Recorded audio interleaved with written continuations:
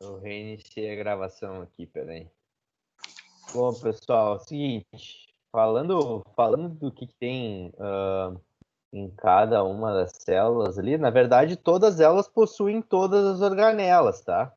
Se levar em conta organela, na verdade, todas elas possuem todas as organelas, tá bem? Mas a resposta básica ali, que todas essas células têm uma membrana plasma, um citoplasma e um núcleo, estava certo já, tá? Porque todos eles têm isso, tá? Uma ideia para vocês pensarem do que propriamente um trabalho em si, tá bem? Bom,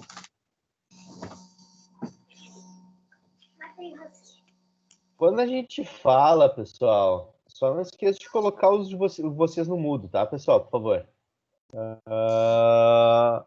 Quando a gente fala de uma anatomia ou da fisiologia de uma célula típica, para fins de estudos, todas elas possuem uma estrutura comum, tá? Que a definição mais básica é aquilo que a gente tinha conversado antes ali naquela resposta, que é uma membrana plasmática, né? Um citoplasma e um núcleo, tá? Algumas células do corpo humano, na verdade, todas elas possuem basicamente a mesma estrutura, tá? Com exceção de algumas coisas muito específicas, tá?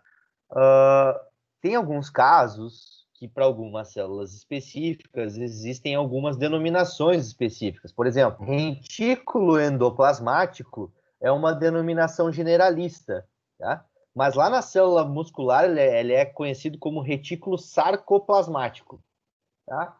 Mas é a mesma coisa, cumprem a mesma função, tá? Então agora a gente vai relembrar alguns aspectos básicos, tá? Para depois entrar na matéria um pouco mais ligada realmente a exercício físico, tá bem? Então essa é a anatomia de uma célula típica normal, tá? Então tem aqui o aparelho ou complexo de Golgi, tá?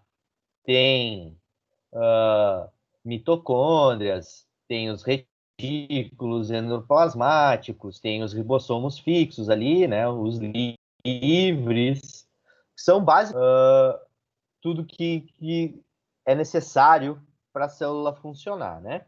A membrana plasmática, vocês podem ver também em alguns livros como esse nome aqui, ó, plasmalema, tá? Mas é a mesma coisa que membrana plasmática, também. Existem algumas vesículas que são responsáveis por secretar certas coisas, os lisossomos, enfim. Mas, basicamente, toda célula vai ter essa configuração. E lá, uma célula típica para fins de estudo, o núcleo ele fica bem no centro, né? Mas dependendo de cada célula, ele tem uma localização específica, tá bem? Bom, a célula, pessoal, ela flutua em um meio aquoso, conhecido como meio extracelular, tá? O plasmalema, ou a membrana, ela separa o conteúdo da célula, tá? Ou o citoplasma, mais especificamente também falando o citosol, do líquido extracelular. O citoplasma lá, ele ainda pode ser dividido no citosol, que é um líquido, tá? E nas estruturas que tem dentro dele, que são denominadas organelas, né? São também denominadas como pequenos órgãos, que são aquelas coisas que eu tinha falado antes ali, o complexo de Golgi, o retículo sarcoplasmático, enfim, tá? Essas coisas todas, tá? Numa divisão geral, numa estrutura resumida, é assim: tem a célula em si, ela é dividida no plasmalema, que é a membrana plasmática, no citoplasma, tá? Tem o citosol e as organelas, tá? Tem algumas organelas que são não membranosas, que é o citoesqueleto e algumas outras que tem ali. E tem outras organelas que têm uma membrana específica, que são, por exemplo, mitocôndrias, o núcleo em si, o retículo endoplasmático, o aparelho de Golgi, enfim, algumas delas estão ali, todas elas estão ali discriminadas para vocês nesse resumão que tem ali, beleza? Falando então mais especificamente de cada um deles agora, tá? Falando então do plasmalema, tá? Então, ele é extremamente pequeno, fino, tá? Ele varia ali de 6 a 10, tá? De espessura. Mas ele é uma estrutura bem complexa, tá, pessoal? Ele é formado de fosfolipídios, de proteínas, de glicolipídios e de colesterol, tá? Ele é formado, então, por uma dupla camada fosfolipídica, tá? São duas camadas diferentes para ter duas polaridades diferentes e conseguir realmente separar as substâncias do líquido extracelular para o líquido intracelular, tá? Em cada camada, pessoal, cada fosfolipídio tem uma cabeça e ficam voltadas para a superfície e as caudas daquele fosfolipídio ficam voltadas para a parte medial da membrana, tá? Esses tem alguns íons que são dissolvidos, tá? E solúveis em água que não conseguem daí o plasmalema de maneira passiva, tá? Por que, por exemplo,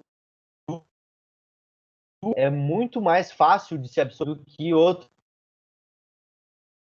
Quando a gente for entrar mais especificamente em bioenergética, vocês vão ver uma coisa que é as diferenças entre os substratos energéticos, tá? Quando a gente ingere, a gente gasta energia para ingerir, tá? Quando ele é absorvido, ele não é absorvido de maneira passiva, ao contrário da gordura, né? Porque gordura, ela se mistura, ou seja, uma molécula de colesterol, ela consegue ultrapassar a camada lipídica do corpo, principalmente do trato gastrointestinal, e entrar para o sistema de maneira facilitada, tá? Por isso, tem que ter cuidado com a alimentação. Tem que ser equilibrada em macro e micronutrientes, ok? Enfim, mas a gente vai falar melhor nessas aulas de bioenergética, tá? Porém, para algumas outras coisas, isso não funciona dessa maneira. Como eu falei para vocês, carboidratos, por exemplo, são moléculas que são absorvidas de maneira ativa. Tem que gastar energia a conseguir absorver eles, tá? Existem alguns transportadores, chamados de GLUTs, tá? Que são tipos de proteínas específicas que conseguem carrear a molécula de glicose para dentro do sistema, tá bem? Aqui, vocês podem ver, então, a camada, a bicamada de fosfolipídios. Ó. Então, aqui é a cabeça do fosfolipídio e aqui é a cauda dele. Ó. Então, as cabeças ficam voltadas para a superfície, enquanto a cauda fica voltada medialmente. Bem? Depois a gente vai voltar nessa figura ainda aí. Tá? Além das camadas fosfolipídicas, tem algumas proteínas que compõem a membrana plasmática. Tá? Existem duas principais, tá? Proteínas periféricas e as proteínas integrais. Tá? As periféricas normalmente ficam ligadas a uma borda, tá? E as integrais, elas atravessam uma espessura total da membrana plasmática.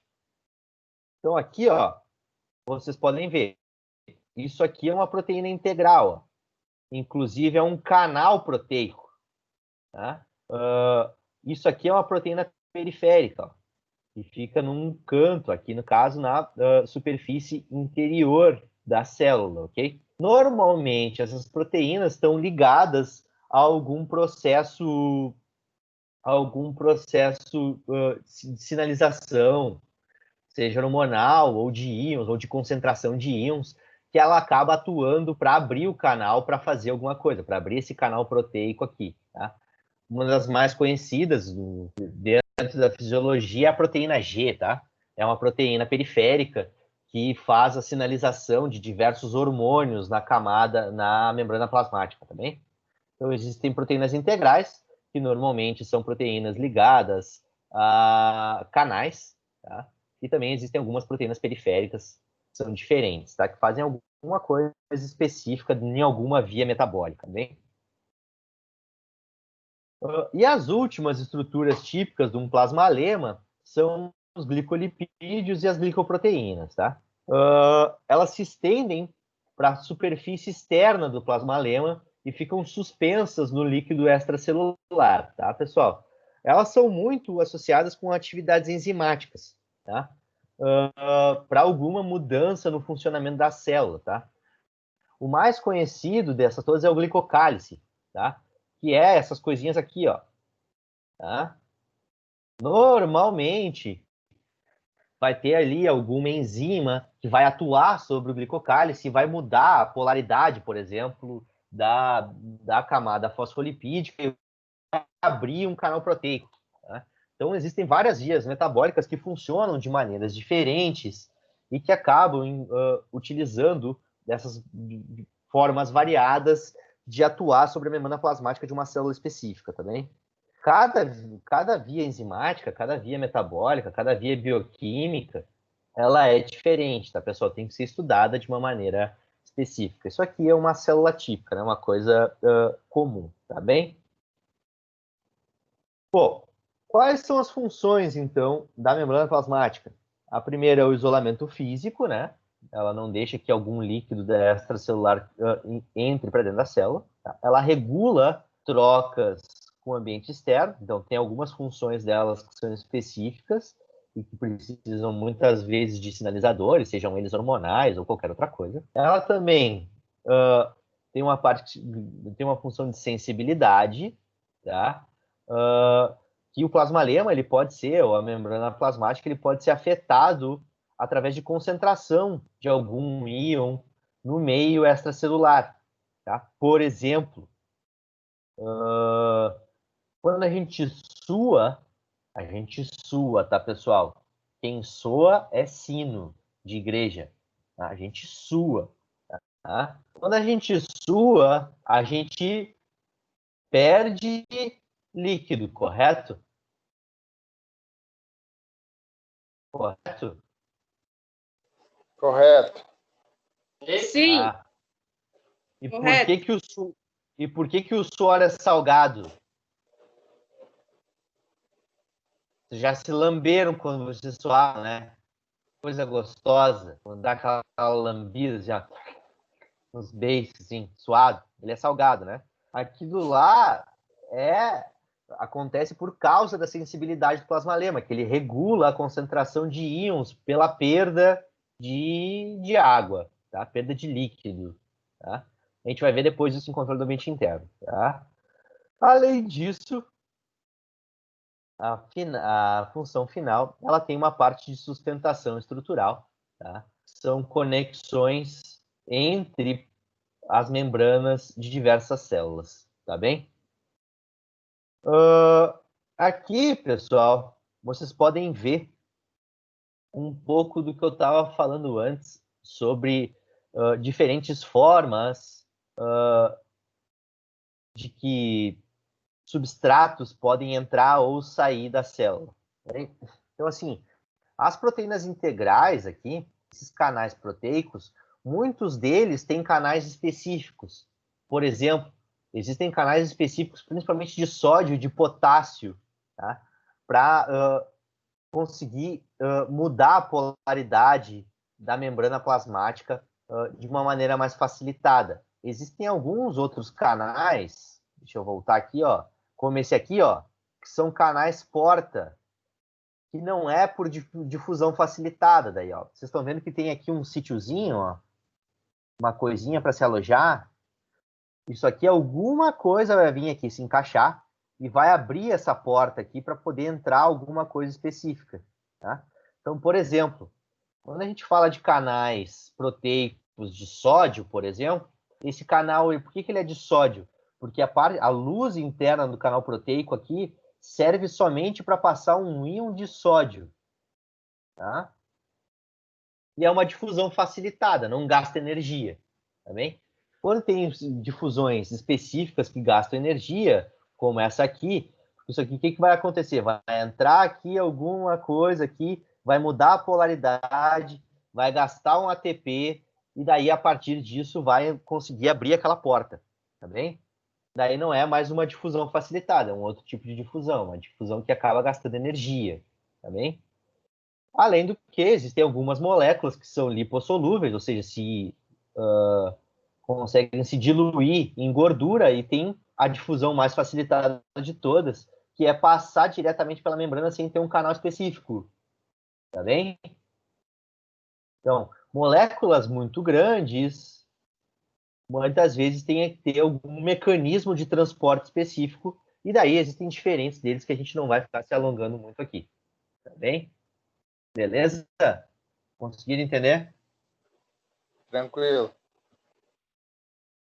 Aqui tem um pouco de como funciona, tá? Não vou ficar me alongando muito, tá bem? Não se esqueçam que osmose, ela é um tipo de difusão passiva, mas ela movimenta a água, tá bem? É a água que troca do menos concentrado para o mais concentrado, né? Então tem uma diferença entre as outras difusões e a osmose. Tá? Aqui tem alguns outros tipos, a endocitose e a exocitose, que são duas coisas muito ligadas também à fagocitose de algum patógeno, tá? De alguma coisa que está influenciando um vírus, por exemplo, alguma coisa assim. Tá? Mas não vou ficar me alongando muito. Beleza? Citoplasma, então. É um termo mais generalista para o interior da célula também. Contém muito mais proteínas do que o meio extracelular, tá, pessoal? E normalmente essas proteínas são responsáveis de 15 a 30% do peso da célula. Tá? Ele é dividido, o citoplasma, em citosol, que é um líquido, tá? E contém nutrientes, íons, diversas coisas, tá? Que é separado do meio extracelular pelo plasmalema que a gente viu antes, tá? A membrana plasmática. E também ali dentro do citoplasma contém as organelas, que são aquelas normalmente proteínas específicas que fazem alguma função estratégica para alguma cadeia bioquímica específica, tá bem? Citosol, então, é o líquido, tá, pessoal? É nele ali que estão organizadas as organelas, tá? E algumas outras coisas denominadas inclusões, tá? Inclusões, elas são muito comuns para armazenamento de nutrientes, tá? Existe uma organela específica depois que a gente vai comentar, que é responsável, inclusive, por fazer esse tipo de inclusão, tá? E são muito comuns na musculatura esquelética, por exemplo, tá? Porque o músculo ele acaba estocando energia na própria célula da musculatura esquelética, bem, pessoal? Então, pessoas treinadas acabam estocando muito mais substratos específicos dentro de cada célula, muito específicos também, por exemplo, do tipo de treino que tu faz. Ou seja, um corredor de 400 metros rasos no atletismo, tá? Que usa uma via metabólica muito ligado a vias metabólicas anaeróbias, tá? Ele vai estocar, por causa do tipo de treinamento e do tipo de estímulo que tu dá, ele acaba estocando nas inclusões na musculatura esquelética glicogênio muscular. Um maratonista que sofre outro tipo de estímulo de treinamento, ele acaba estocando mais gordura, porque ele acaba utilizando muito mais a via metabólica aeróbia do que um corredor de 400 metros rasos. Então, o estímulo do treinamento acaba organizando a célula com inclusões com substratos diferentes, tá bem? Bom, o citosol, obviamente, ele é muito diferente do líquido extracelular, tá? Normalmente, dentro da célula tem bastante íons de potássio, enquanto no meio extracelular tem bastante íons de sódio. E é por isso que o suor é salgado. É por causa do sódio que existe no meio extracelular, tá bem? Essa diferença faz com que outras coisas consigam influenciar, por exemplo, no estímulo neural. Vocês devem se lembrar da bomba de sódio e potássio, né? O estímulo neural ele vai mudando a polaridade da membrana plasmática do axônio, do neurônio, para mandar o sinal nervoso para chegar até o final do dendrito e conseguir fazer uma sinapse, por exemplo. Tá? Isso se chama de potencial de transmembrana, tá? Também conhecido como a bomba de sódio e potássio. Tá? É esse tipo de coisa que faz com que a gente consiga despolarizar ou polarizar a célula. Tá? Inclusive outros tipos de comunicação que existem entre células que não necessariamente com a bomba de sódio e potássio. Tá bem? Bom, o citosol também ele contém uma relativamente elevada taxa de proteínas em suspensão, tá? A maioria dessas proteínas ali são enzimas que acabam regulando alguma operação metabólica, tá? E é por essas proteínas, essas enzimas, que o citosol tem uma consistência meio de gelatina, né? Se vocês fizeram o trabalho de vocês da escola, de célula, vocês colocaram gel de cabelo, né? Vocês não colocaram gel de cabelo naquelas células que vocês tinham que fazer na escola?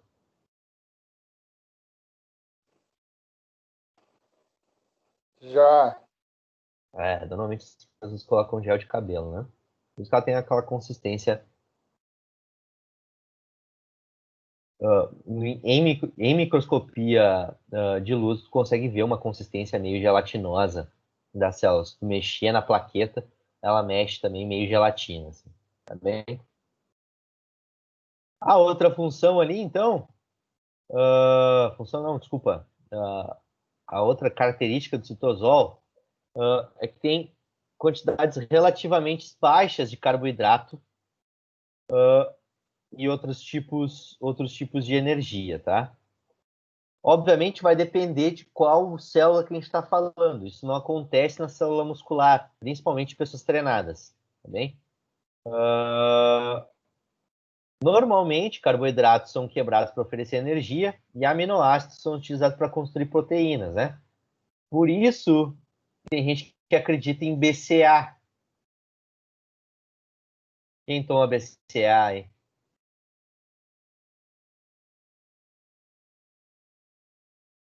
Não tomo. Tem alguém que toma BCA?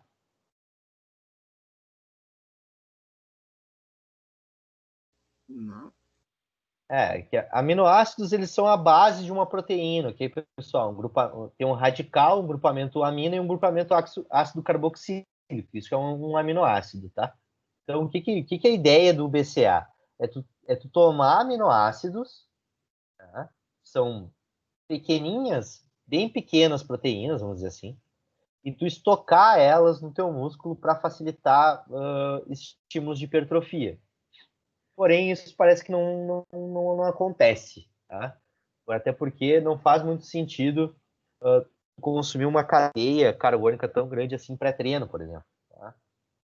Então, os estudos mais exigentes, assim, mais robustos, com BCA não mostram um efeito de hipertrofia tão grande assim, tá? Em comparação a tomar, por exemplo, creatina, que daí é uma fonte de energia, né? É a primeira fonte de energia, inclusive, da ação muscular, né? Fosfocreatina. Bem? É que eles alegam que, não é que eles alegam, é que na verdade existem os aminoácidos que são adquiridos através da ingestão de alimentos. Então, se tu tem uma ingestão bem nutrida, tu não precisa colocar mais. E tem os que não são adquiridos, que são de cadeia, tipo, que não é adquirida através da alimentação. Então, muitos que têm uma ingestão, entre aspas, meio baixa de nutrientes, acabam tomando, acaba sendo indicado tomar BCA, né? Mas não vejo muito também o porquê. É que na verdade o que não é ingerido através da alimentação é sintetizado no próprio corpo, tá? Isso aí. Então, assim, não faz muito sentido. Tá? É mais para levar dinheiro do que qualquer outra coisa.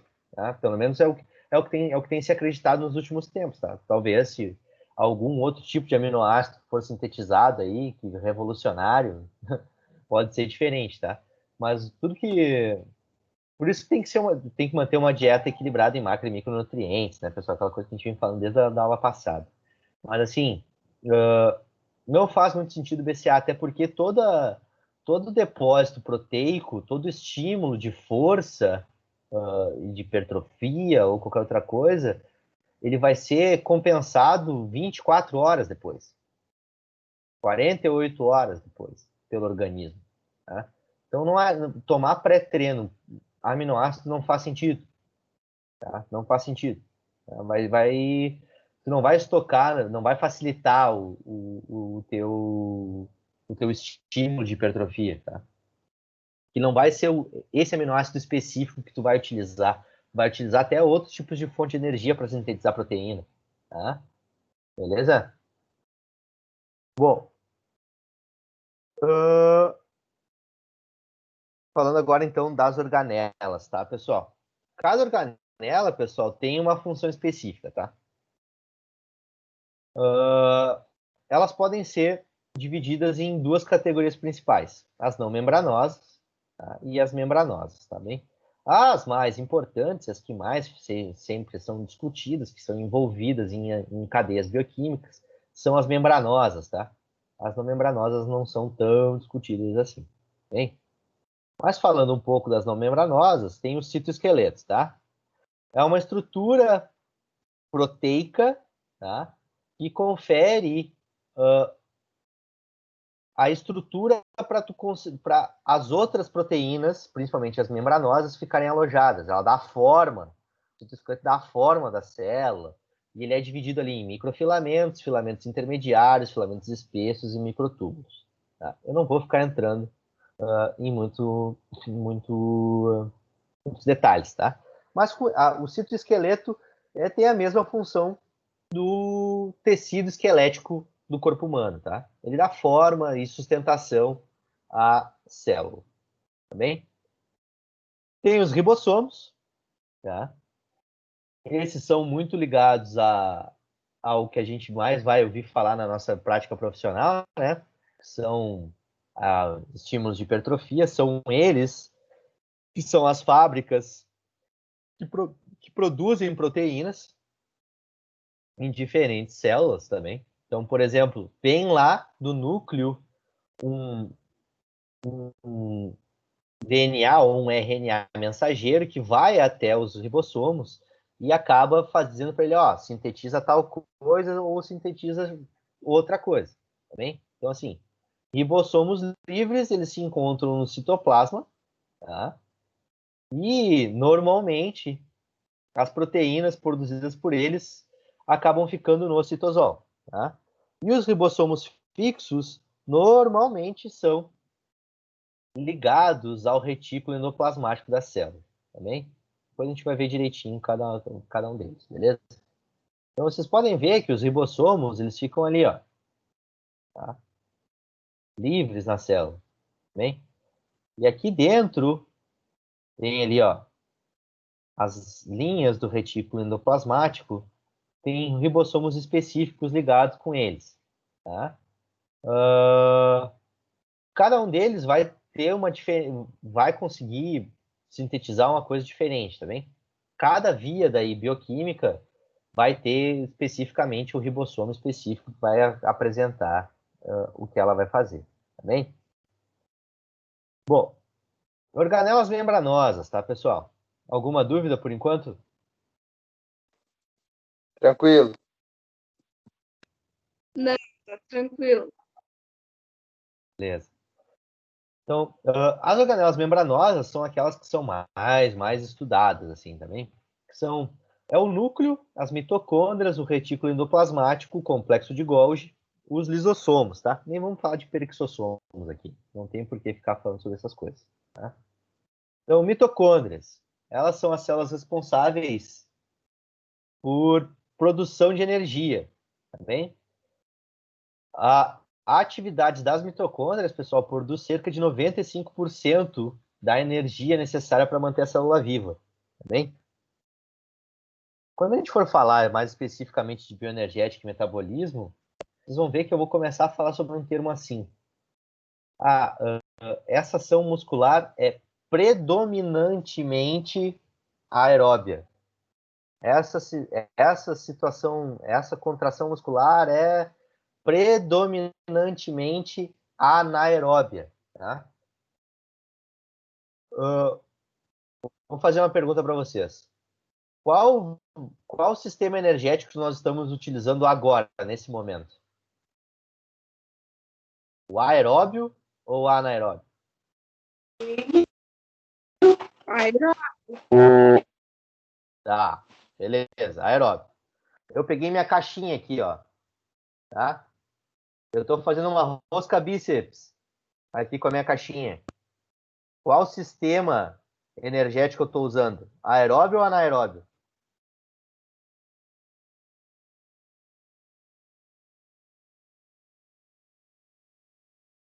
Vamos. Acho que é anaeróbio. Não, é aeróbio também. É aeróbio também.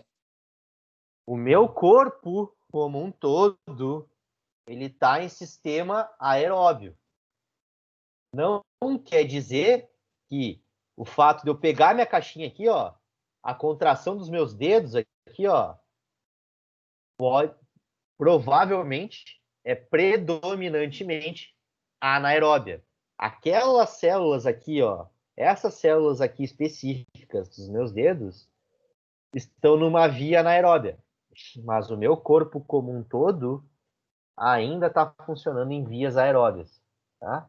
Então, assim, por isso que vai ser falado muito em predominantemente aeróbio, predominantemente anaeróbio, porque tudo funciona ao mesmo tempo, tá? Tudo funciona no corpo ao mesmo tempo, beleza?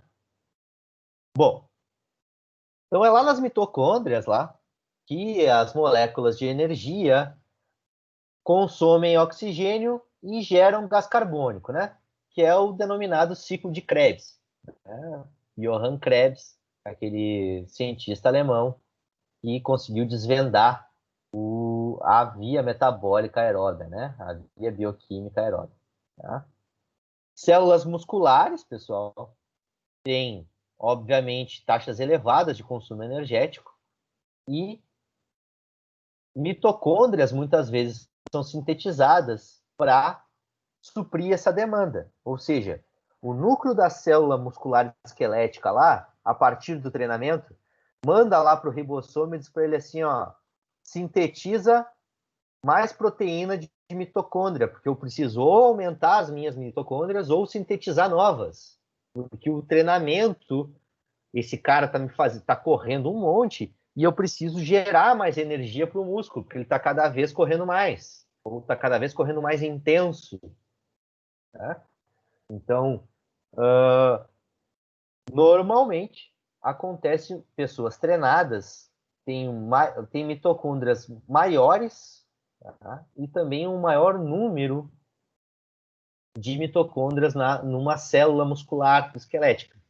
Tá? Não se esqueçam, né? Fibras de contração rápida são as fibras predominantemente anaeróbias. Tá? São as fibras brancas. Tá? 2B. São as que hipertrofiam. Tá? Fibras de contração lenta são as fibras vermelhas, são as fibras oxidativas, tá? São aquelas que têm mais predominância de mitocôndrias e de processos aeróbios. Tá? Por isso que eu já falei para vocês várias vezes que a coxa da galinha tem uma carne mais escura que o peito da galinha. É o tipo de fibra predominante em cada musculatura. Tá bem? Fibras de contração rápida no peito, fibras de contração lenta na coxa. né? Porque a coxa sustenta o peso do corpo todo, quase. Tá? Então ela fica ativada, a musculatura fica ativada há muito mais tempo do que a musculatura do peitoral. Né? Só vai ativar se tu for lá e fazer alguma coisa específica com a movimentação do símbolo superior. Tá bem? Isso é uma adaptação do treinamento, ok? Tu ter mais mitocôndrias é uma adaptação de treino. Tá? Beleza? Uma dúvida? Tranquilo. Então aqui é uma mitocôndria, tá, pessoal? Ela tem essas camadinhas, assim, ó. Essas ruazinhas estreitas aqui dentro também. Esses canaizinhos também. Que é ali que acontece a mágica. Tá bem?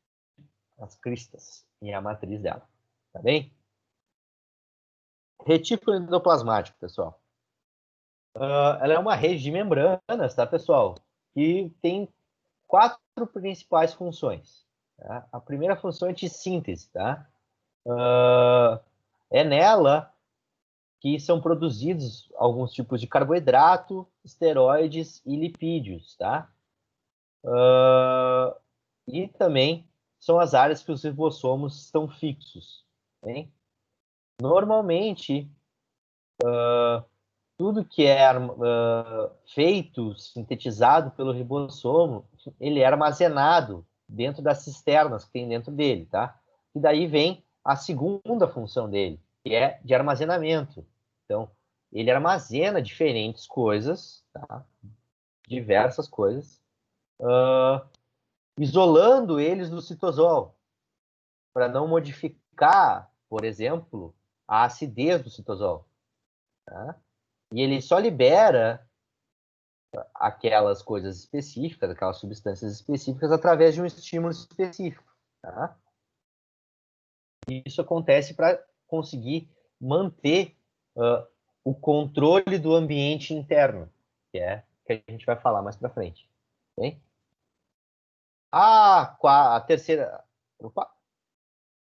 Acho que faltou um slide, tá, pessoal? Depois eu vejo direitinho e mostro para vocês. A quarta que é purificação, tá, pessoal? Que são toxinas que são absorvidas ou neutralizadas por alguma enzima que fica dentro do retículo endoplasmático, tá bem? Depois dou uma olhada nos slides, ali devo ter errado em alguma coisa, tá?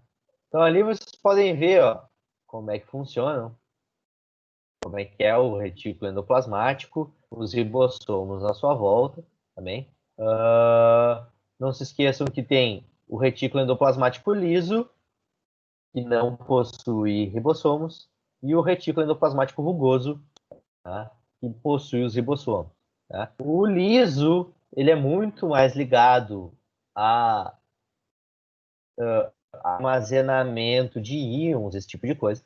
E o rugoso é muito mais ligado à síntese de alguma coisa específica, algum aminoácido específico, algum esteroide específico, alguma coisa mais específica, hein, pessoal? Que é o retículo endoplasmático que vai fazer, que é o ribossomo que vai sintetizar esse tipo de coisa. Tá? Bom, complexo de Golgi, tá? Ele também é um retículo, vamos dizer assim, ou seja, ele armazena substâncias, tá? Além de outras coisas, outras funções, ele sintetiza e encapsula secreções, tá? Como algumas enzimas ou algumas mucinas, tá? Que é aquela coisa que a gente falou lá, fica lá as inclusões celulares que ficam no citosol. É esse cara aqui que faz aquelas inclusões, tá? Encapsulamento, tá? E renovação e modificação da membrana plasmática, tá, pessoal? Então aqui, ó, vocês podem ver, ó, que o complexo de Golgi ele faz essas vesículas que acabam formando as inclusões que ficam dentro da célula, tá? Então aqui tem alguma substância específica que precisa ser secretada, tá bem? Então, por exemplo, o retículo, o complexo de Golgi da hipófise, que é uma glândula, ele secreta através dessas vesículas diversos hormônios para o meio extracelular. Tá? Prolactina, folículo estimulante, diversos hormônios. É a partir do complexo de Golgi, lá da hipófise, que é uma glândula muito próxima da cavidade cranial, que se secreta esse tipo de hormônio. E é esse carinha aqui que faz as vesículas que vão indo e vão se incorporar de alguma maneira na membrana plasmática e liberar para o meio extracelular a substância específica que ela foi necessária. Tá bem? Beleza? Aqui vocês podem ver um pouco melhor as coisas. Tá? Ó, como uma vesícula do complexo de Golgi, ela se incorpora na membrana plasmática e consegue liberar o conteúdo que tem dentro dela. Tudo bem? Beleza? Então ali, ó, tem lá o retículo endoplasmático lá, ó, rugoso. Beleza? Ele sintetizou alguma coisa específica, soltou uma vesícula que vai normalmente ser armazenada ou nele mesmo, depende do que é, ou num complexo de Golgi. Tá? O complexo de Golgi armazena isso e a partir de algum estímulo ele faz uma outra vesícula para espalhar esse tipo de essa substância para algum lugar, tá bem? Enfim, a célula funciona de uma maneira bem como se fosse uma linha de produção, muitas vezes, para algumas coisas. Tá? Lisossomos, tá? São vesículas, tá? Normalmente são secretadas pelo aparelho de Golgi, pelo complexo de Golgi da célula, tá? Que são responsáveis por renovar ou até mesmo fagocitar, remover alguma coisa específica, algum vírus, alguma bactéria que está infestando uma célula, por exemplo. Tá? Então aqui vocês podem ver, ó, existem essas substâncias que vão, de alguma maneira, dissolver alguma coisa específica. Eles são secretados pelo aparelho de Golgi, por exemplo, tem uma mitocôndria que está danificada, tá? E vai ser reabsorvida. Então vai o lisossomo lá, pega aquela mitocôndria, dissolve ela e pode ou liberar ou até mesmo voltar lá para o retículo endoplasmático para ser ressintetizada alguma coisa específica, tá bem? Aqui, alguma coisa entrou, um patógeno, por exemplo, entrou pela membrana plasmática da célula, o lisossomo ali vai lá, absorve aquele patógeno e expulsa algum resíduo para fora da célula, tá bem? É um monte de melequinho, beleza? Alguma dúvida? Tranquilo, tranquilo. Então tá. Por fim, pessoal, o núcleo, tá? Ele possui uma membrana própria, tá? O que ele faz? Ele sintetiza proteínas sinalizadoras chamadas DNA ou RNA, tá bem? Aqui vocês têm uma foto de um núcleo também. Então, existem diversas sinalizações hormonais que fazem com que certas coisas sejam criadas. Por exemplo, testosterona, ela é um hormônio sintetizado nas glândulas suprarrenais, desculpa, nas gônadas, não nas suprarrenais, nas gônadas, ou seja, nos ovários femininos, de uma maneira muito pequena, e nos testículos masculinos, ok? Sinalizam muitas vezes para a musculatura esquelética que é necessário aumentar o conteúdo proteico. Então, vai uma testosterona lá, entra na célula de maneira ativa, tá? Gasta energia para entrar, entra lá, vai lá no núcleo, se encaixa lá numa parte do núcleo lá e diz para o núcleo assim, ó, eu preciso de um DNA, de um RNA específico para aumentar a quantidade de proteína muscular. Ou seja, para aumentar o trofismo do músculo. O núcleo vai lá, pensa lá a proteína, lá, o DNA ou RNA, libera ele para o citosol, ele vai lá no ribossomo e o ribossomo vai produzir a proteína específica para se depositar na musculatura esquelética. Tá?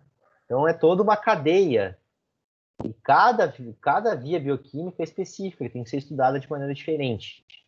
Tá bem, pessoal? Isso aqui é só geral. Beleza? Tranquilo. Aqui vocês têm um resumão, tá? Lembrando a plasmática e citosol, tá? Aqui as organelas não membranosas, as membranosas e tem esse videozinho aqui, tá? Vocês não vão ter ele, peraí. Deixa eu ver se eu consigo fazer de um jeito diferente.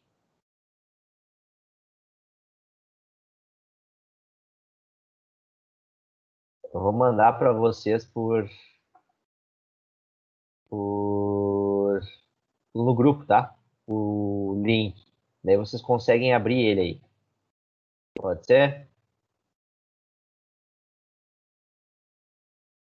Pode. Pra vocês acompanharem.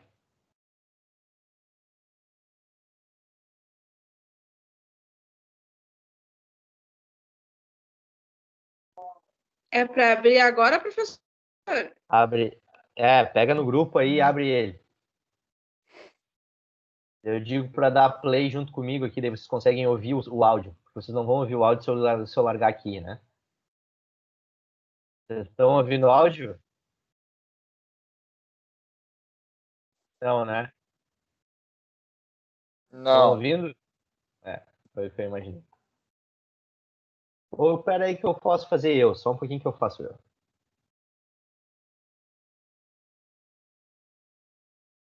Eu boto pelo meu celular na caixinha aqui e vai dar certo.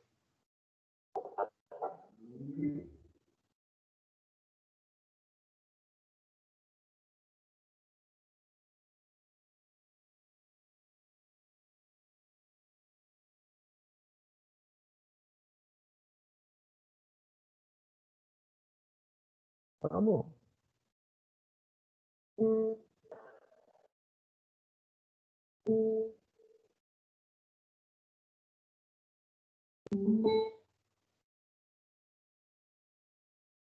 Agora foi.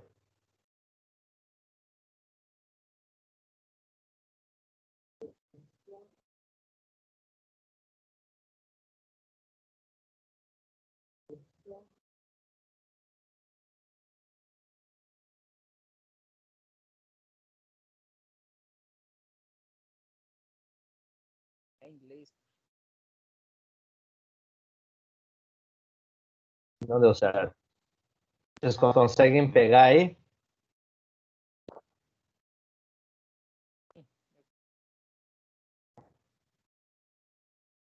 Hein, pessoal? Não tá, não dá para ouvir nada. Tá. Vamos fazer o seguinte. Isso aqui é um videozinho, tá? Não tem estresse, vocês olham ele em casa depois. Cliquem no link ali da aula ali. E vocês têm um videozinho resumido ali, bonitinho. Vou mostrar um pouco dele para vocês. Vou até tirar o áudio para não ficar me confundindo, tá? Então aqui fala sobre que a célula forma um tecido, do tecido forma um órgão, tá? E cada célula tem um núcleo e as organelas, tá? Fala do citosol, do que ele é. É em inglês, tá, pessoal? O videozinho, bem? Então ali tem o retículo endoplasmático, a mitocôndria. Tem uma animaçãozinha para vocês entenderem melhor ali, ó. Ali no caso, ó, um canal proteico entrando substâncias. Enfim, é um videozinho que vai ilustrar melhor um pouco do que eu falei até então. Tá? Enfim, é um videozinho bem legal que fala de outros tipos de células, tipos de outros tecido nervoso, tecido adiposo, tecido sanguíneo, enfim, tá? Fala um pouco de tudo um pouco aqui, beleza? Só para vocês terem ali, vocês conseguem clicando no link aqui, porque isso aqui não vai estar na apresentação do PDF, né, pessoal? Vocês clicam no link e vocês são direcionados para a página, tá? Beleza? Tranquilo? Tranquilo. Tranquilo. Tá. Então agora a gente vai falar de controle do ambiente interno, tá?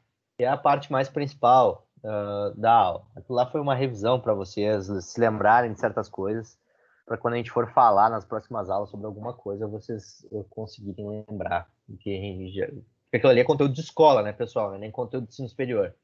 Tá? Bom, apesar, pessoal, de nós termos estudado cada componente separadamente, eles atuam ao mesmo tempo para funcionar o organismo, tá? Na fisiologia do exercício, pessoal, como a gente já tinha conversado na semana passada, ela visa entender como se dá a integração desses diferentes componentes durante o estresse causado pelo exercício e após a cessação do mesmo, tá? Ou seja, como são as adaptações de cada modelo de treinamento. Tá? Então, assim, o corpo, ele sempre busca uma coisa que é chamada de homeostase. Quem me define homeostase aí?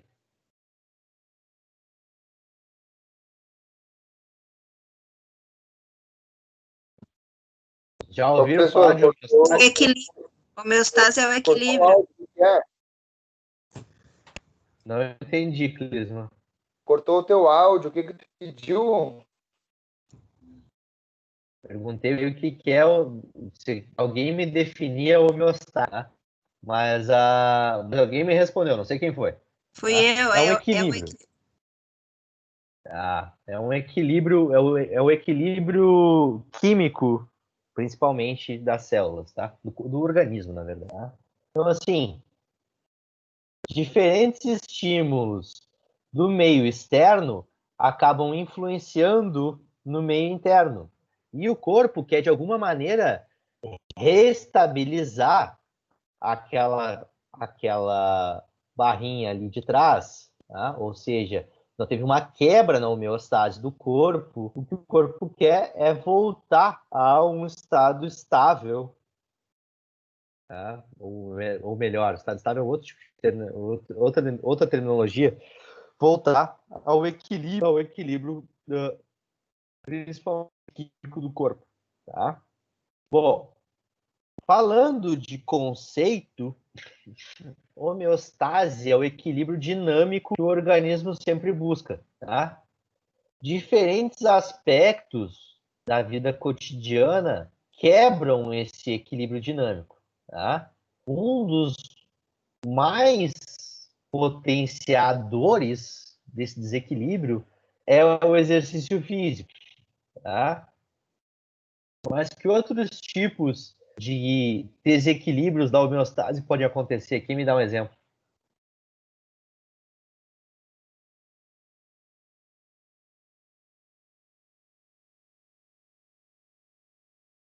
Vamos. Além do exercício físico, o que pode mais quebrar a homeostase do corpo?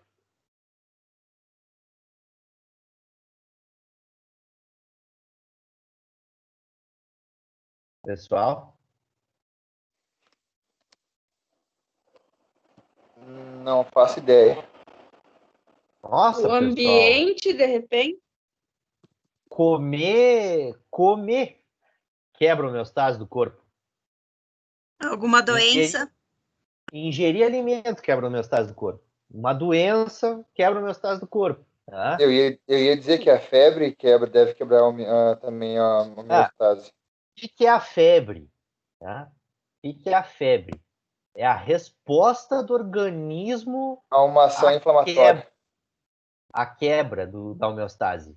Tá? A febre é um sintoma de quebra da homeostase. Tá? No caso, é o teu organismo reagindo a um patógeno específico, uma infecção por algum patógeno específico. Bem? Mas já é daí, é o corpo lutando contra uma infecção específica que acaba, já quebrou a homeostase antes, na verdade, né? Já é o sintoma. Tá? Mas, enfim, comer uma maçã quebra a homeostase do corpo. Tá? Vai mudar, por exemplo, a taxa de glicose no sangue. Vai quebrar a homeostase que o corpo pretende ter e ele vai ter que agir contra essa quebra para regular novamente a taxa de glicose sanguínea, por exemplo. Entenderam? Sim. Beleza. Então, assim, por isso que se chama de equilíbrio interno dinâmico. Porque na vida real, nós nunca estamos realmente em nível de homeostase. Só tem um momento que a gente chega muito próximo da homeostase, que é quando a gente está, quem acerta? Dormindo? Dormindo. Dormindo. Porém, sem grandes degradações proteicas, ou sem grandes, que é uma coisa que a gente faz com exercício físico, sem grandes degradações no organismo. O que a gente faz com exercício físico? A gente vai lá e dá uma porrada em alguma coisa. Ou seja, vai lá, sai com fadigado lá, a musculatura esquelética doendo pra caramba. Aquilo ali vai ser refeito ou vai ser recuperado no sono, principalmente. Tá? Então, estímulos de treinamento acabam fazendo com que, inclusive, tu nunca entre em homeostase de verdade, nem mesmo quando tu está dormindo, porque o teu corpo está correndo atrás do prejuízo, da pancada que o exercício físico deu no organismo. Conseguem entender?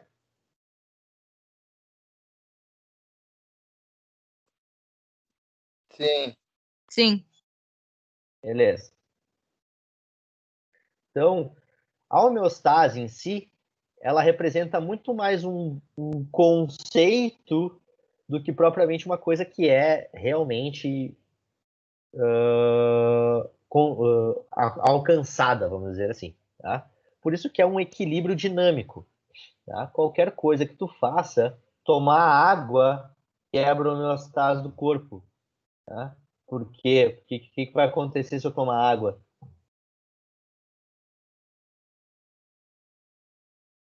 Eu vou diminuir a concentração de alguma coisa no meio extracelular. Por exemplo, sódio. Tá? Por que é importante? Por que o xixi fica amarelo quando a gente toma pouca água? Porque o corpo tem que colocar muito mais íons dentro de uma quantidade muito menor de água. Ele tem que regular a concentração de, sei lá, qualquer coisa, no corpo sódio, por exemplo, a partir de uma quantidade muito menor de água. Então, por isso que o xixi sai amarelo, sai mais concentrado. Entenderam? Sim. Sim. Beleza? Vamos lá, então. Então, assim, ó, o organismo, vamos supor, uma hipótese, tá? Que o organismo está em homeostase, tá? Então, a gente tem uma mudança externa, externa, quando está falando, pessoal, não é uma mudança, mudou o clima. É mudança no meio extracelular, ok? Vai resultar numa mudança interna de homeostase. E daí o organismo vai ter uma resposta, tá? Se tem uma compensação falha, pode dar uma indisposição ou uma doença. Se tem uma compensação de sucesso, tem um bem-estar. Tá? Ou, por uma outra via, o organismo está em homeostase, mas tem um mau funcionamento interno. Tá?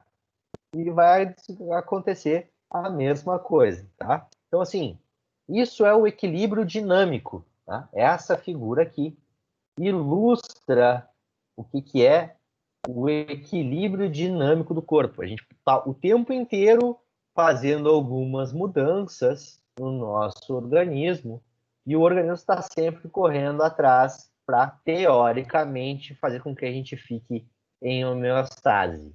Tá bem? Bom, daí que vem os mecanismos de controle. Tá? Então, mecanismos de controle, eles autorregulam a homeostase, ou seja, eles se integram para atuar de diferentes maneiras, sejam por estímulos nervosos, hormonais, químicos, enzimáticos, de alguma maneira acontece. Tá? Esses mecanismos, pessoal, eles têm uma coisa que se chama feedback, ou retroalimentação. O que é isso? Tá? Quando tem um aumento ou alguma diminuição, alguma alteração física ou química no organismo, essas alterações desencadeiam uma reação que se dá por meio de feedbacks ou retroalimentação, ou seja, algum receptor identifica aquela alteração e manda uma mensagem para alguma coisa, ou até mesmo ele mesmo, dependendo de que indicador a gente está falando, manda uma mensagem para alguma outra coisa para reestabelecer a nossa homeostase. Um clássico, vamos voltar naquele exemplo que a gente falou antes do núcleo. Então, tu vai lá, faz um estímulo de treinamento de força e o teu cérebro diz assim, ó, libera testosterona aí, eu preciso fazer mais proteína, preciso colocar mais conteúdo proteico na musculatura esquelética. Daí vai lá nas gônadas, lá, pá, secreta testosterona. A testosterona vai lá na musculatura esquelética, lá, entra na membrana, vai lá no núcleo, diz pro núcleo, ó, eu preciso de um DNA e ou um RNA para sintetizar mais músculo. Daí isso tudo é nada mais, nada menos do que uma retroalimentação. Tá?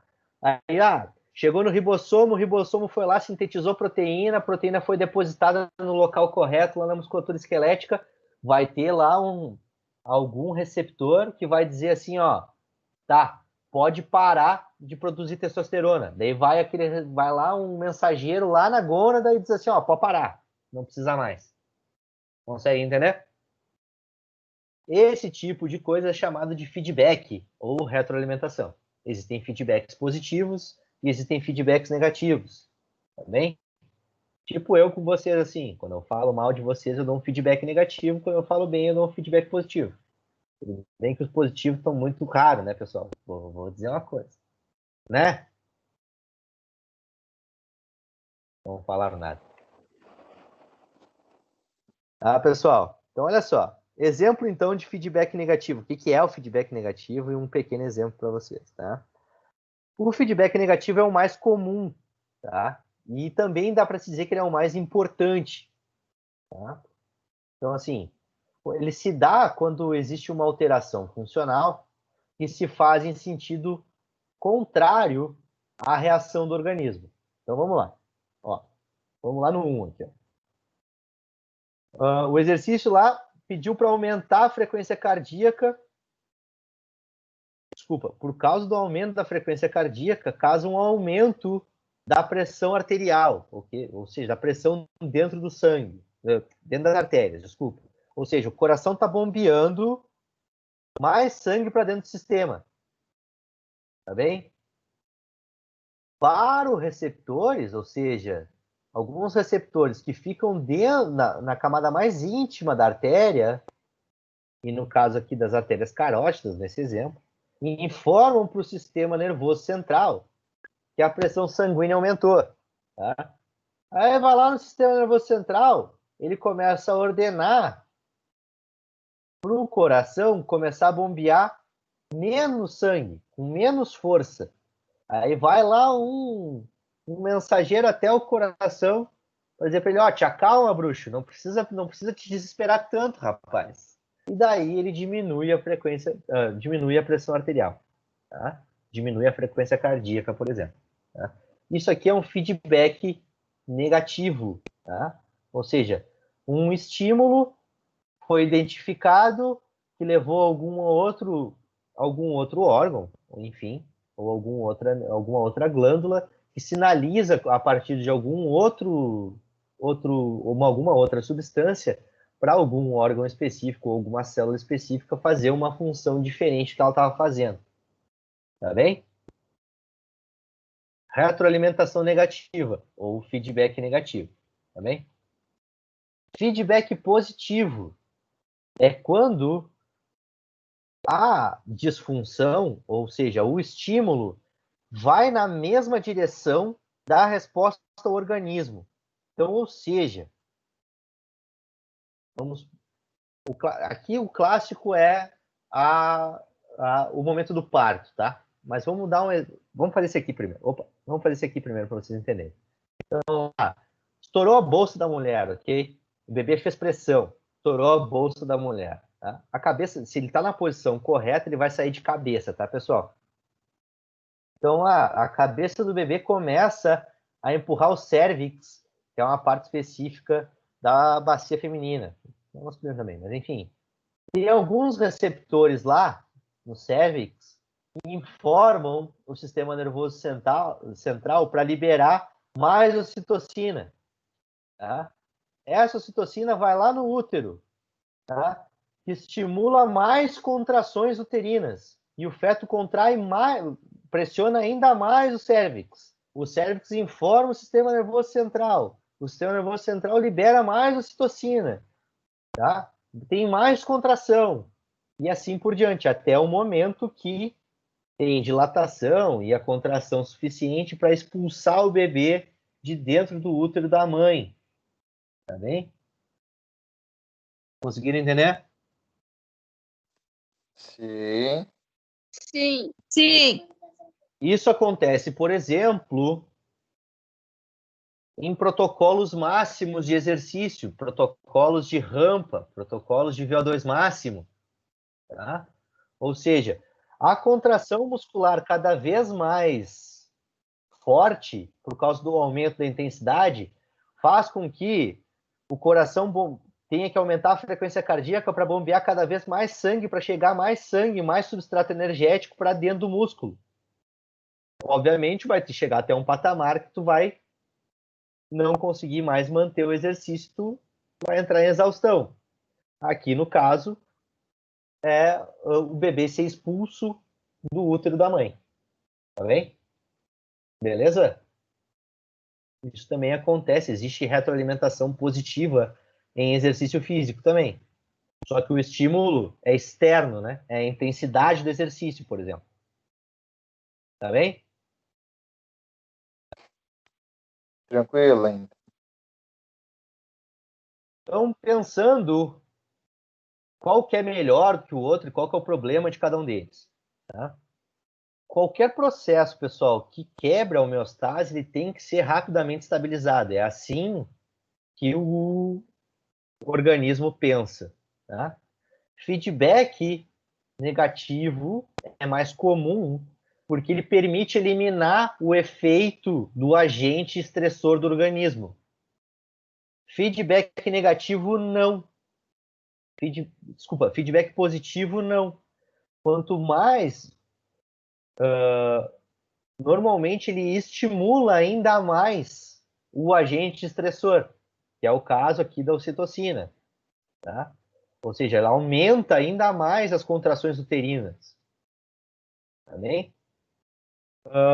Porém, feedback positivo normalmente são coisas temporárias. Tá? Ou o sistema nervoso central vai cortar tudo. Por exemplo, exaustão. A exaustão num protocolo máximo é nada mais, nada menos que o sistema nervoso central dizendo para ti assim, ó, não dá mais. Teu cérebro diz, ó, não dá mais, não dá mais, não dá mais, não dá mais, não dá mais. E pode acontecer, inclusive, de tu entrar, desmaiar, né, pessoal? Por hipoglicemia, por exemplo. Tá? Enfim. Porém, normalmente, pessoal, feedbacks positivos, eles são seguidos de feedbacks negativos para eliminar o efeito do agente estressor daquele feedback positivo, tá? Então, feedbacks positivos, eles são um pouco perigosos, vamos dizer assim. Tá? Mas, normalmente, eles são temporários e são em situações muito específicas. Tá bem? Beleza?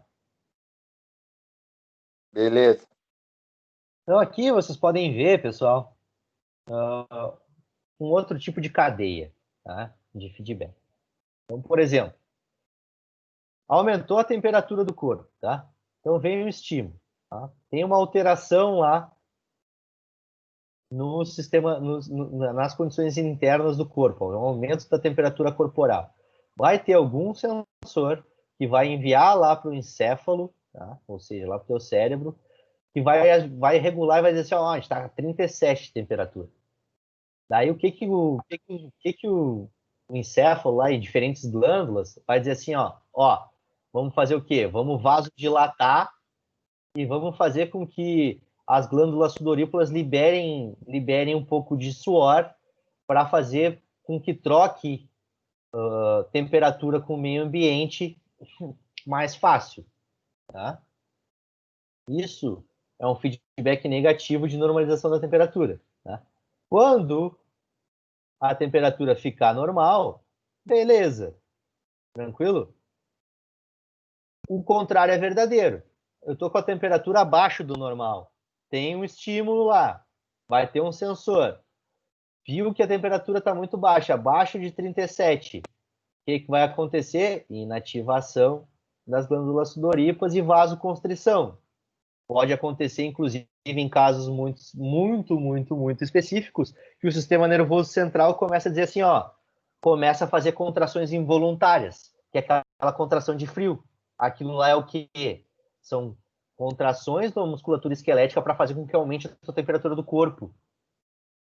Tá? Só que são involuntárias. É o teu sistema nervoso central que induz. Beleza? Se normalizar, beleza. Se não, tu vai ter que fazer alguma coisa e ir para baixo do cobertor. Tá?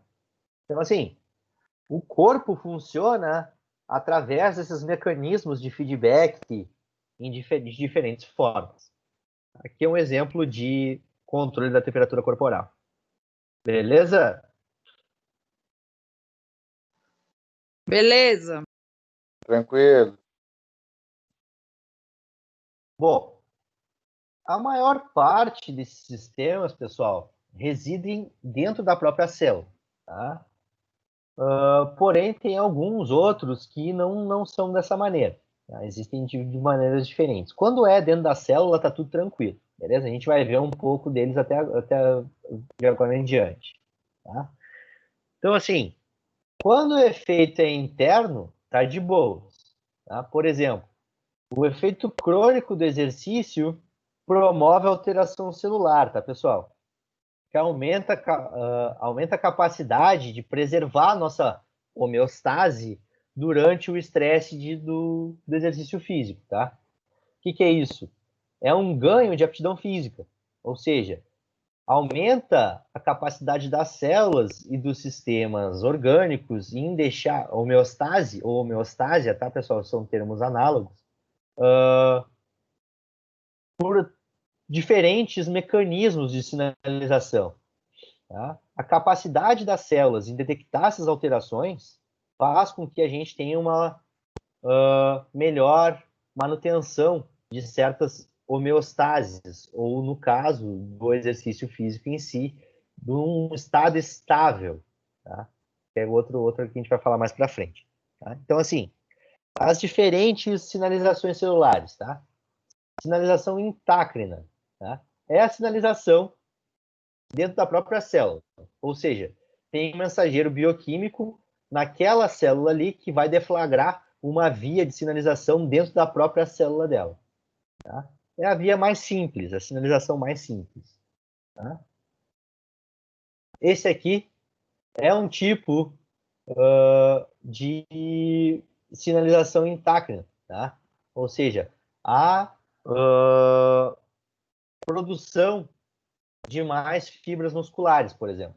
Existem algumas coisas, existem vias, e não aquela que a gente estava falando até agora de testosterona, que fazem com que o músculo sintetize um maior número de proteínas no músculo. Tá? Então, ou seja, tem alguma ativação, tá, de alguma célula, essa vai produzir alguma enzima que vai se ligar lá nos mionúcleos. Mionúcleos é o quê? Núcleos de mio, tá? Que é do núcleos celulares específicos da fibra muscular, né? Mio é músculo, é uma denominação de músculo em grego, tá, pessoal?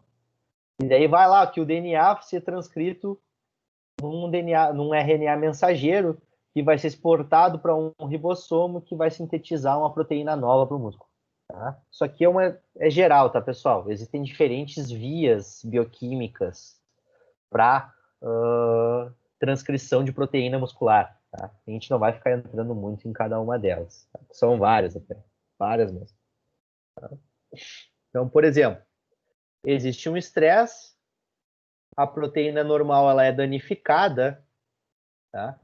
Existe uma síntese de uma nova proteína que conserta aquela proteína que estava danificada até então para ficar com ela fique normal de novo. Tá? Isso aqui é a transcrição, desculpa, é a sinalização celular mais simples, intacta, tá, pessoal? Porém, aqui é uma outra, tá, pessoal? Que dá para ver. Aqui já são sinalizações secundárias, daí eu coloquei como curiosidade para vocês, tá? Isso aqui é IGF-1, que é fator parainsulínico, fator de crescimento parainsulínico 1, tá, pessoal? Cada uma delas tem que ser de maneira diferente. Isso aqui já são sinalizações diferentes, tá, pessoal? Advindas de outras células. Foi por curiosidade para mostrar para vocês. A justácrina, então, que é a próxima. Tá? Então, algumas células se comunicam por contato célula com célula, ou seja, o citoplasma de uma célula entra em contato com o citoplasma de outra célula. Bem? Como vocês podem ver ali. Então, tem um mensageiro bioquímico que sai de um citoplasma e vai para o outro citoplasma de uma outra célula adjacente. Bem? Isso acontece, por exemplo, no estímulo cardíaco, ou seja, na despolarização das células cardíacas na contração do miocárdio. Beleza? A gente não vai ficar entrando muito em coisas mais específicas aqui do tipo de contração e da polarização do miocárdio. Agora, a gente vai falar um pouco mais para frente na parte de adaptações do exercício físico, tá bem? A autócrina, ou seja, um mensageiro bioquímico ele sai da célula e entra de novo na mesma célula, porém por um sinalizador fora dela. Tá? Então, por exemplo, durante um treino de resistência, a célula muscular libera alguma coisa, fazendo com que ela volte para dentro da célula depois para transcrever um DNA específico para uma proteína X. Tá? Isso acontece, tá bem? Então aqui, por exemplo, a própria célula muscular secreta cálcio, esse tipo de coisa, o radical livre, tá? Isso aqui é adenosina monofosfato e adenosina trifosfato, tá? Que vai sinalizar diferentes enzimas dentro da célula muscular, que vai fazer alguma coisa específica, se é ou uma biogênese, ou seja, se é montar novas proteínas, ou fazer síntese de alguma outra enzima antioxidante, enfim, o próprio músculo se retroalimenta, tá? É basicamente isso, tá bem? Por fim, a parácrina, que é, ou seja, um mensageiro bioquímico sai da célula e estimula a membrana plasmática de uma célula adjacente. Tá? Isso aqui, por exemplo, é o que acontece na maturação de células-tronco no corpo humano, tá? Em diferentes formas. Ou seja, algum estímulo específico sai de algum tecido e vai lá nas células-tronco e diz para elas, ó, faz mais hemácias, faz mais qualquer outra coisa. Tá bem? Isso também é um pouco do que acontece naquele exemplo que eu dei para vocês da testosterona. Tá? Ou seja, tem um estímulo muscular que manda lá para a gônada, ó, sintetiza testosterona porque eu estou precisando de testosterona. Daí a testosterona sai de lá e vai lá no músculo de novo, tá? Então, enfim, é uma cadeia diferente, tá bem? Todas essas sinalizações acontecem em diferentes vias metabólicas para fazer uma mesma coisa, inclusive. Tá? Então, todas essas vias metabólicas aqui, por exemplo, ou essa daqui, elas funcionam ao mesmo tempo no processo de recuperação. Tá? Por isso, quando vocês veem alguém dizendo assim, esse treino aqui estimula tal e tal e tal e tal e tal e tal e tal. Calma, pessoal. O estimula essa via aqui. Não, deve estimular mais de uma, inclusive. Tá? Enfim. E por fim, essa aqui é desculpa, pessoal. Essa aqui que é aquele estímulo que eu falei para vocês da testosterona. Não era aquela outra, tá? Apaguem o que eu falei. É essa aqui. Ou seja, que normalmente é feito por hormônios. Tá? Então, ou seja, sai um mensageiro bioquímico de algum lugar, vai até uma célula-alvo em algum tecido em alguma glândula, principalmente, né? Para secretar hormônio. E esse hormônio depois vai fazer alguma célula, vai fazer algum estímulo em alguma célula nos outros tecidos, tá? Então aqui, por exemplo, é o clássico, ó. Então, olha lá. Aqui, por exemplo, adenosina, folículo estimulante, tá? E ocitocina. E vai lá, depois, lá para a glândula suprarrenal, para a secreção de norepinefrina e epinefrina. Enfim, diferentes hormônios secretam, fazem funções diferentes ao longo de uma cadeia bioquímica endócrina. Tá bem, pessoal? Estou falando demais já. Alguém tem alguma dúvida? Enquanto não. Enquanto não. Tá tranquilo por enquanto. Tá tranquilo, vocês nem sabem os nomes dos negócios ainda. Bom, falando de uma maneira geral, então, tudo que eu falei até agora se resume a isso aqui, ó. Os componentes gerais de um sistema de controle são os receptores, um centro integrador e os efetores. Tá bem? Cada um daqueles todos que eu falei até então tem um receptor, um integrador e um efetor. Tá? É o resumão para vocês. Beleza? Então, assim, há um estímulo, tem algum receptor que vai mandar uma sinalização para um centro integrador, esse centro integrador vai estimular algum efetor, e esse efetor vai diminuir aqueles estímulos. Isso aqui é que tipo de feedback?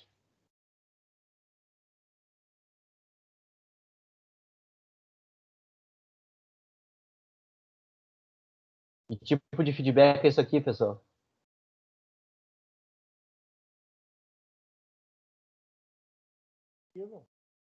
Hã? Deixa. Hã? Ó, eu tenho um estímulo X, um receptor percebeu isso, daí ele diz assim, ó, vou dizer para tal hora, para tal glândula fazer tal coisa. Daí ele manda um estímulo lá para a glândula. Daí a glândula faz aquilo e manda para alguma coisa que vai efetivar um estímulo contrário ao que era inicial. Que tipo de feedback é esse aqui? Negativo? Negativo. Se fosse positivo, esse efetor aqui ia fazer ia estimular mais essa coisa que está acontecendo. Na verdade, aqui o sinal está negativo, ó. Ele está diminuindo esse estressor aqui. Tá bem? Beleza? É o mais comum. É o mais comum. Tá? Bom, em fisiologia, normalmente se fala em homeostase, tá? Quando se está se falando de condições normais de repouso. Tá, pessoal? Principalmente em fisiologia do exercício. Tá? Para isso, se criou um outro termo que se chama estado estável, ou steady state. Tá? Ou seja, é quando em um exercício, principalmente aeróbio contínuo, tu consegue manter aquele padrão metabólico ao longo de um tempo bem grande. Né? Então, ou seja, vamos supor, vou dar um exemplo. Vou fazer a Romaria de Caravaggio, tá?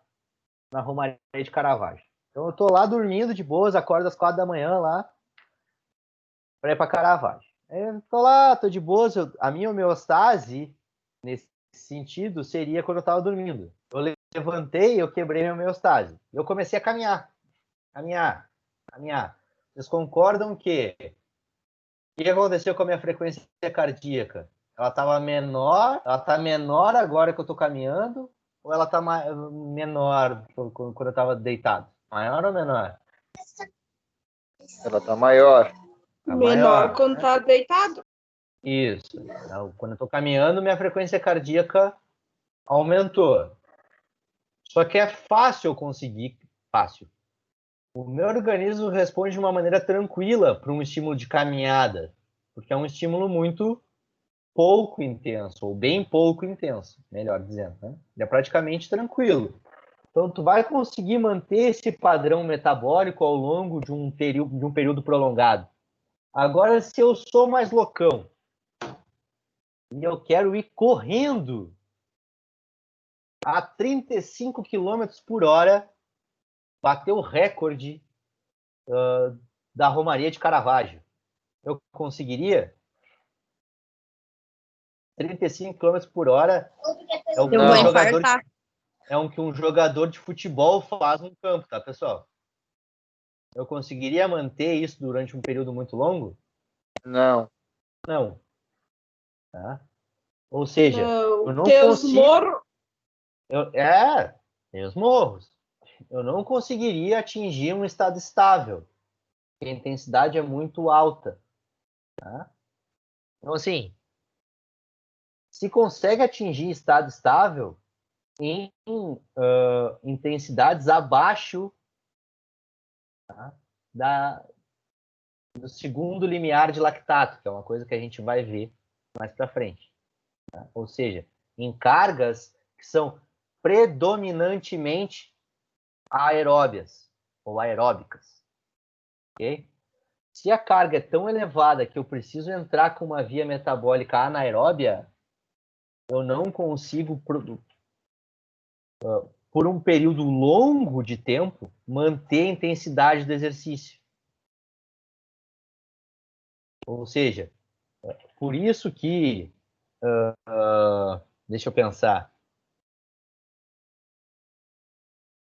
um nadador de 400 metros livre, muitas vezes se tu for pegar os tempos parciais de cada 100, os últimos 2 são menores que os 2 primeiros. A não ser que ele teve uma estratégia de prova diferente. Ele largou, ele soltou mais as primeiras parciais e aumentou a intensidade depois. Mas numa lógica normal, quando tu começa lá, vamos supor, num treino específico que tu montou para os teus alunos, que tu fez eles fazerem um treino por tempo. Ou seja, fazer o máximo de séries possíveis naquele tempo. 12 minutos, vamos supor. A primeira e a segunda série do cara, ele vai fazer a série muito mais rápido do que as últimas. Tá? E provavelmente ele começou numa intensidade onde ele estava utilizando vias anaeróbias. E vias anaeróbias, elas têm... elas são que nem combustível de reserva, assim.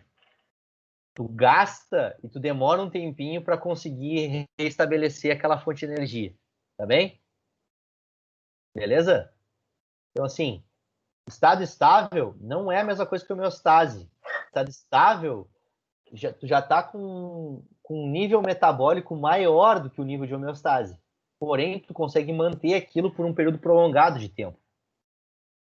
Tá bem? Beleza? Tá Ok. tranquilo. Então, por exemplo, é isso aqui que a gente estava falando. Aqui eu tenho no eixo X, eu tenho tempo de exercício, ok?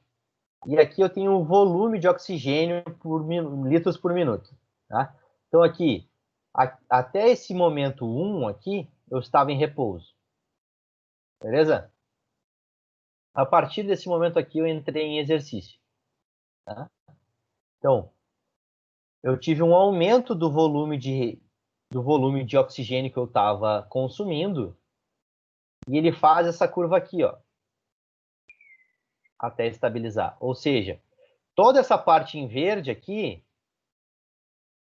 eu não consumi O2. Então, eu usei uma via metabólica anaeróbia, tá? Para dar conta do exercício. Beleza? A partir desse momento aqui, eu consegui gerar energia pelo sistema aeróbio. E eu entro daí em estado estável de oxigênio. Tá?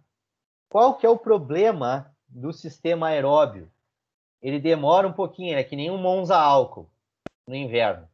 Ele demora um pouquinho para esquentar. Tá? Então, assim, a via metabólica é maior. Existem diferentes tipos de enzimas, que é o que a gente vai ver mais para frente. As enzimas de sistemas anaeróbios, elas são mais rápidas que que as enzimas do sistema aeróbio. Além do sistema aeróbio ser muito maior. Demora mais tempo para sinalizar as coisas. Então, por isso que no início, às vezes a gente tá lá na esteira, lá colocou lá 10 km por hora na esteira.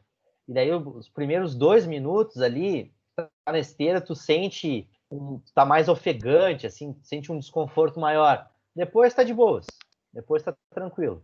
Só para a Dara que não, porque a Dara tem 1,50 m e ela tem as pernas curtas. Né? Daí tem que ser menor a intensidade, né, Dara? É verdade. Viu? A Dara tem perna curta. Tá bem? Beleza? Curta e grossa ainda. E daí, pessoal, o que acontece em protocolos máximos? O que a gente faz num protocolo máximo de VO2 máximo? A gente fica sempre aumentando a intensidade. Nunca dá tempo do sistema aeróbio predominar de verdade. Tá? Tá sempre atuando o sistema anaeróbio junto. Então, o volume de oxigênio ele vai sempre aumentando, até que uma hora tu não dá mais conta disso. E daí tu entra no que a gente chama de volume máximo de oxigênio, VO2 máximo. Ou seja, o máximo de oxigênio que o teu sistema e as tuas vias metabólicas conseguiram consumir para gerar energia para tu manter o exercício. Tá bem? Então, assim, sempre no final de um teste máximo, a via predominante é via anaeróbia.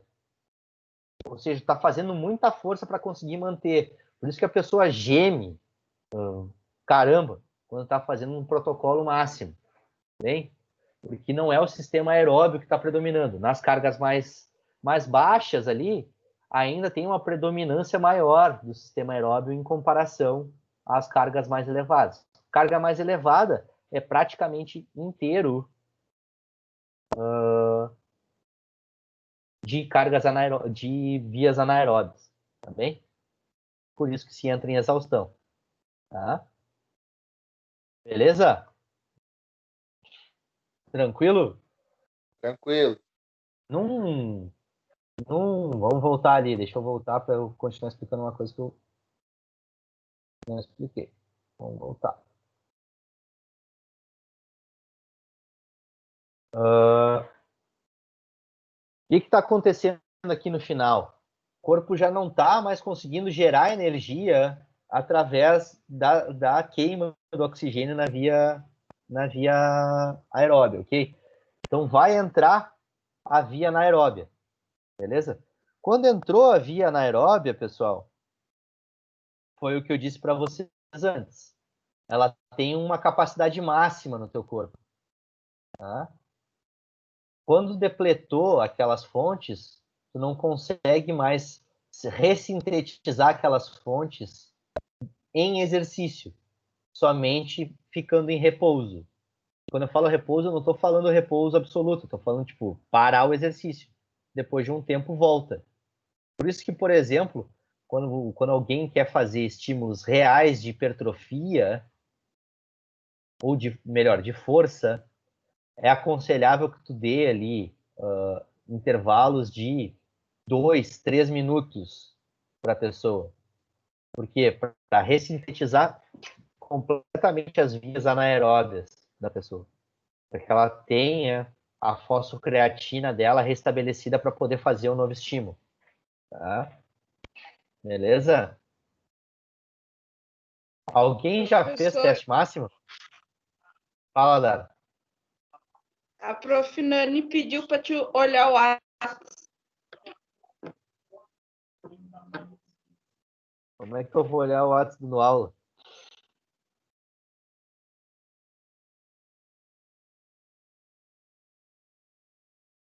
Ah.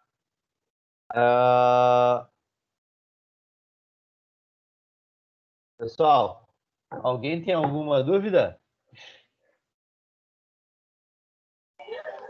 Tá tranquilo, professor. Não. Então, assim, num protocolo máximo de exercício, pessoal, já não tem mais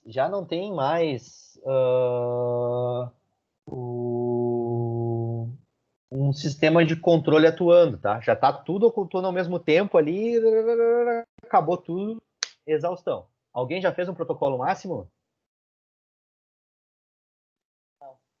Não? Já fizeram? É louco, é muito louco. Parece que te deram um caminhão passou em cima de ti. Tá, pessoal? Só deixa eu ver com a Nani aqui uma coisa. Só um pouquinho. Não saiam da sala, tá? Vou parar a gravação. Quanto